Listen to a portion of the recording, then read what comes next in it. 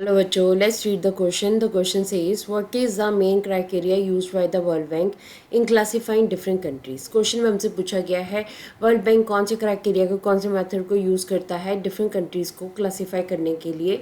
So the answer says the world bank uses the criteria of per capita income of classifying for classifying the countries. ठीक है, world bank कौन सा criteria use करता है? Per capita income का या average income का criteria use करता है कंट्रीज़ के इकोनॉमिक डेवलपमेंट को क्लासीफाई करने के लिए, कंट्रीज़ को जो है डेवलपिंग और डेवलप कंट्रीज़ में क्लासीफाई करने के लिए. सो पर कैपिटा इनकम का फॉर्मूला क्या होता है? Total income upon the total population. जो देश की इनकम है, जो स्टेट की इनकम है, उसको लिया जाता है और टोटल पॉपुलेशन को लेकर इनको डिवाइड करके पर कैपिटा इनकम किसी जगह की निकाली जाती है. World Bank publishes World Development Report every year with a comparing note for all the countries.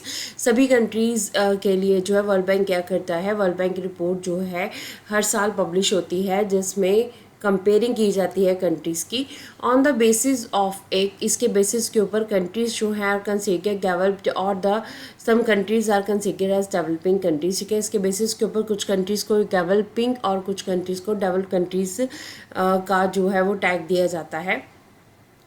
अब कौन सी कंट्रीज़ को दिया जाता है?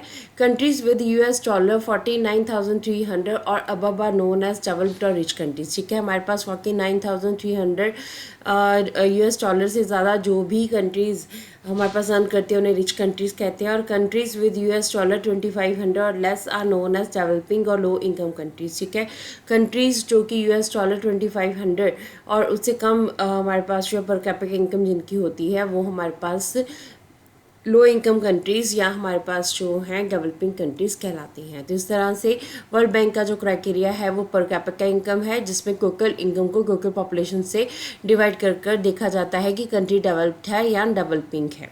So this is the answer of the question. Hopes you understood the question as well as the answer. Thank you.